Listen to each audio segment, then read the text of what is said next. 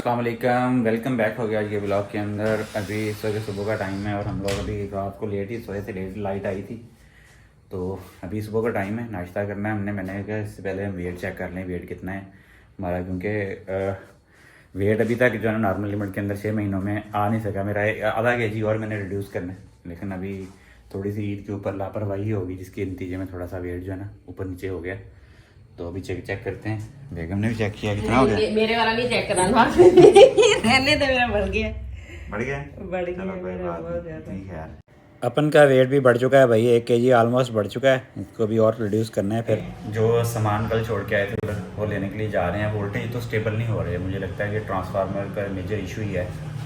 वो होगा सही तो शायद सही हो जाए। ये देखें अभी भी वोल्टेज 210 है, हालांकि इस टाइम पे फीलिंग हो रही है।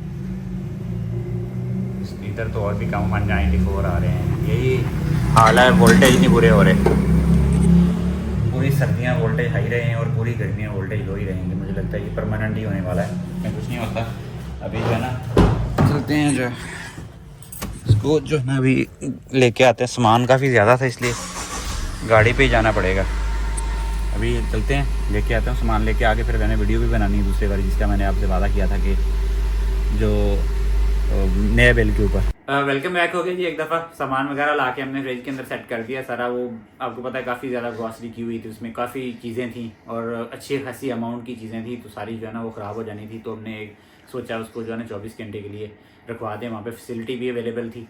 अच्छा, अब आज की वीडियो बहुत स्पेशल होने वाली है, इसको स्किप मत कीजिएगा। इसको जो है ना और वीडियो स्टार्ट करने से पहले आप लोगों से रिक्वेस्ट है कि चैनल को लाइक शेयर और सब्सक्राइब लाजमी कर लिया करें।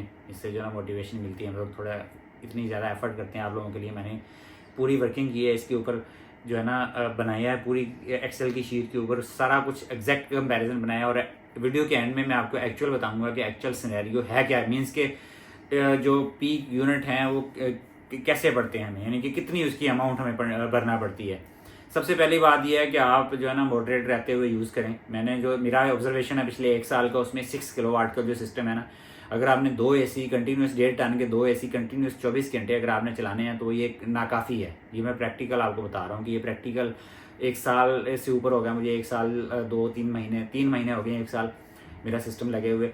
तो 6 किलोवाट अगर आपकी फैमिली, जैसे हमारी फैमिली छोटी है अभी, तो गुजारा कर सकते हैं। एक रूम में अगर आप सब लोग सोते हैं, अगर आपने 2 रूम में 2 AC लगवा के 1.5 टन के चलाना है तो 6 किलोवाट का सिस्टम आपके लिए नाकाफ़ी है। मिनिमम आपको 8 किलोवाट पे या 10 किलोवाट पे चले जाएंगे तो फिर रिलैक्स रहेंगे, आपको टेंशन फ्री हो जाएगी। जितने यूनिट आप एक्सपोर्ट ज़्यादा करेंगे उतने ही आप जो है ना रिलैक्स रहेंगे, सुकून में रहेंगे। और अगर गवर्नमेंट का रेट जो है ना, अगर गवर्नमेंट का जो टैक्सेशन सिस्टम है, टैक्स बढ़ाना के, अभी गवर्नमेंट टैक्स लगाने का जो सोच रही है या जिस तरीके से वो डिस्करेज करना चाह रही है, इसका रेट कम करके 10 रुपये पे ला के, तो आप कोशिश करें जितनी आपकी रिक्वायरमेंट है उससे आप डबल कैपेसिटी का सिस्टम इंस्टॉल करें। ये मैं आपको प्रैक्टिकल सब बता रहा हूँ। उस वक्त इसलिए बता रहा हूँ कि मुझे जब मैंने सिस्टम इंस्टॉल किया था तो मुझे तो लोग जो इंस्टॉलर थे यहाँ पे वो कह रहे थे कि आपको 4-5 आप 6-7 प्लेटें लगा लें, आपके लिए काफ़ी है, AC आपका चलता रहेगा। लेकिन मैंने थोड़ा सा उस वक्त तो अल्लाह ताला ने कोई दी थी दिमाग, थिंकिंग दी थी, तो मैंने थोड़ा सा सोच के उस वक्त भी 6 किलोवाट का 12 प्लेट के साथ सिस्टम लगवाया था कि एटलीस्ट जो है ना इसमें परेशानी ना हो बाद में अगर ग्रीन मीटर ऐड भी करवाना पड़ा। मैंने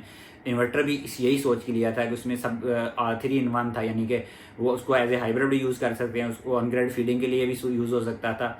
और उस वक्त मुझे लोग कह रहे थे कि आपने काफ़ी ज़्यादा जो है ना खर्चा कर दिया, ज़्यादा एक्सपेंसिव ले लिया। लेकिन आने वाले वक्त के लिए मैंने फ्यूचर प्लानिंग के लिए किया था, लेकिन फिर भी मुझसे एक गलती होगी, एक मिसकैलकुलेशन होगी, जिसका खमियाजा मैं ये भुगत रहा हूँ कि अभी हमने अगर 2 AC चलाने हों तो वो 2 AC जो है ना आपके 24 आवर के लिए फ्री नहीं हो सकते। उसकी रीज़न है बहुत सारी, मैंने मीन्स के वो शेयर भी करूँगा नेक्स्ट आने वाली वीडियो में।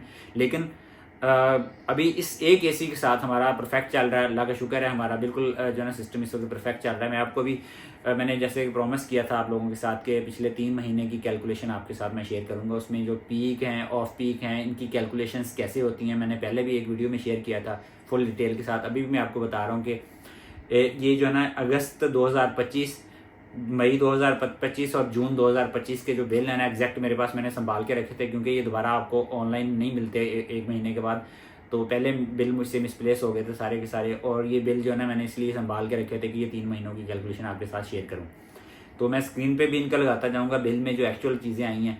अब इसमें जो एग्जैक्ट चीज़ आई है ना, मैंने जो शीट भी बनाई है, ये शीट भी मैं शेयर कर दूँगा स्क्रीन इसकी।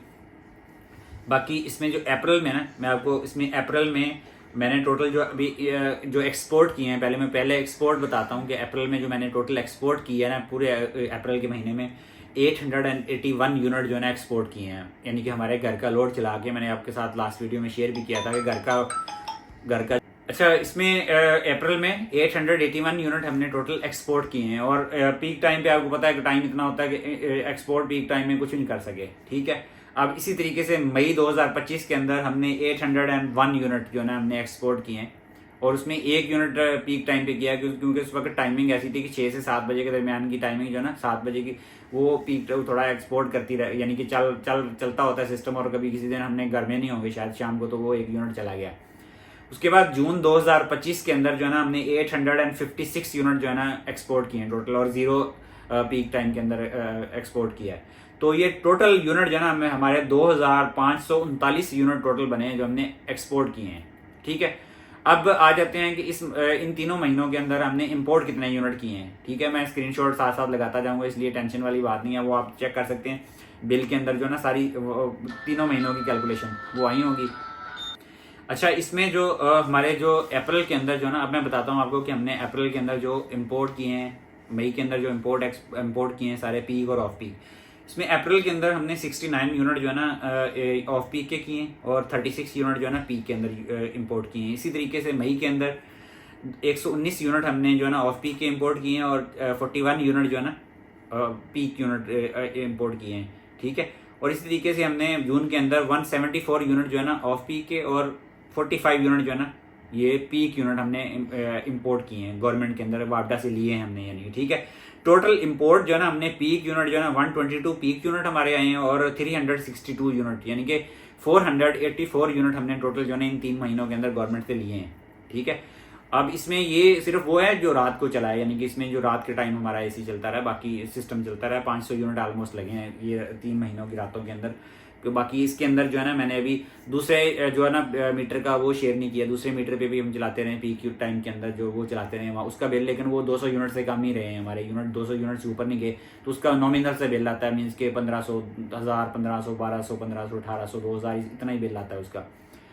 और वो मीटर को यूनिट मैंने इसके अंदर शामिल नहीं किया अभी। ये हैं सारे जो हमारे इसके अंदर भी हम पीक यूनिट चलाते रहे, इसके अंदर चला हुआ किसी दिन भूल गए हम, यानी कि उसको शिफ्ट करना दूसरे पे, तो चलता रहा इस पे, इसलिए जो है ना पीक यूनिट इसके अंदर हमारे 120 इसमें 1 कितने टोटल पीक यूनिट थे इसमें, total peak unit 122 peak unit चले हैं इसलिए हमारे। अब हुआ ये है कि ये जो टोटल 484 है ना, इसकी कैलकुलेशन कैसे की उन लोगों ने कि हमारा जो है उन्होंने जो हमारे ऑफ पीक यूनिट के सारे यूनिट थे ना ऑफ पीक यूनिट, तो वो तो एज इट इज़ ही इसमें से कर दिए हैं। टोटल हमारे जो यूनिट बने थे वो उसके अंदर 2539 यूनिट के अंदर जो है ना ये सारे जो ऑफ पीक के निकाल के 2176 यूनिट बने हैं, ठीक है। 2176 यूनिट हमारे वापस बने थे, यानी कि विदाउट एक्सपोर्ट जो है ना पीक टाइम के, विदाउट पीक टाइम जो यूनिट थे ना वो 2176 यूनिट थे। अब ये 3 महीने ऐसे ही चलता रहता है, ये सिर्फ हर महीने के बिल के अंदर जो है ना वो सिर्फ जो ऑफ पीक यूनिट होते हैं वही माइनस करते हैं, बाकी सिस्टम में कुछ नहीं छेड़ते। और जो इसमें फिक्स चार्जेस आते हैं ना वो तकरीबन 1225 यूनिट तकरीबन हर महीने जो है ना फिक्स आते हैं, 1225 रुपये, सॉरी यूनिट नहीं, 1000 रुपये फिक्स टैक्स है आपको पता है, और 35 रुपये PTV की फीस है, और 180 रुपये जो है ना उसके अंदर वो GST है लगाता, हर महीने आता है वो, ठीक है। अब ये सारे यूनिट जो है ना ऑफ पीक के ये तो एडजस्ट हो जाते हैं, हर महीने के महीने एडजस्ट होते हैं, और तीसरे महीने के अंदर जो कैलकुलेशन करते हैं ना उस कैलकुलेशन के अंदर जो पीक यूनिट है उसको एडजस्ट करते हैं, एडजस्ट करके अगर आपके एक्स्ट्रा सरप्लस यूनिट हैं तो उनको जो है ना पैसों के अंदर कन्वर्ट कर देते हैं।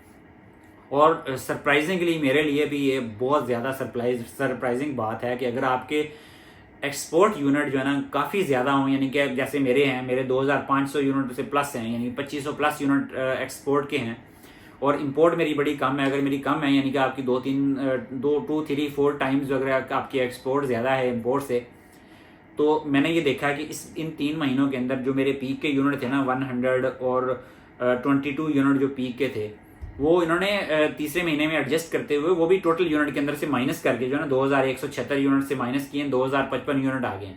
अब आप 2055 यूनिट को उन्होंने जो है ना पैसों में कन्वर्ट करके क्रेडिट कर दिया मेरा, और मेरा जो इस महीने का जो बिल है ना वो आप देख सकते हैं 140 प्लस जो है ना वो माइनस में जा रहा है, क्रेडिट मेरा हो गया। और ये सरप्राइजिंगली मैं खुद शॉक हुआ अगर आपके ये यूनिट कम है इंपोर्ट के, अगर आपके इंपोर्ट ज़्यादा है और एक्सपोर्ट आपकी कम है तो आपको जो यूनिट है ना वो कोई 60, 70, 45 रुपीज़ गवर्नमेंट क्लेम करती है, लेकिन टैक्सेस और GST और सारा कुछ डाल के वो 70 रुपीज़ का ऑलमोस्ट पड़ता है। लेकिन क्योंकि मेरी बहुत ज़्यादा एक्सपोर्ट ज़्यादा है, काफ़ी ज़्यादा, यानी कि मेरी इंपोर्ट से मेरा इंपोर्ट 500 है और उसकी जो है ना 2500 यूनिट प्लस जो है ना एक्सपोर्ट है, तो 5 टाइम्स मेरी ज़्यादा है। तो उन लोगों ने जो पीक यूनिट है ना, पीक यूनिट को भी एडजस्ट सेम वे में एडजस्ट किया है। वो 2176 में से 121 यूनिट जो पीक के निकाल के 2055 यूनिट टोटल बचे हैं, वो फाइनल जो है ना उसको बिल करके 53,151 बना है टोटल। और इसको अगर मैं एवरेज रेट जो गवर्नमेंट ले रही है हमसे, वो ऑलमोस्ट तकरीबन 25 रुपये का रेट आता है, 24 समथिंग आ रहा है। लेकिन अगर मैं इसको ये तीनों महीनों के जो फिक्स चार्जेस हैं, GST है और PTV फीस निकाल के अगर मैं इसकी कैलकुलेशन करूं तो 1 रुपया कम हो जाती है फर्दन, यानी कि तो आप कह लो 24 रुपये के करीब, 23.8 रुपये के करीब आ जाती है। ठीक है, तो ये अभी इस महीने का जो मेरा बिल है वो भी मैं आपके साथ शेयर कर देता हूँ कि इस महीने में जो टोटल 856 यूनिट जो है ना एक्सपोर्ट किए थे हमने और 174 इंपोर्ट किए थे, और पीक के अंदर जो है ना 45 यूनिट पीक के अंदर इंपोर्ट किए थे।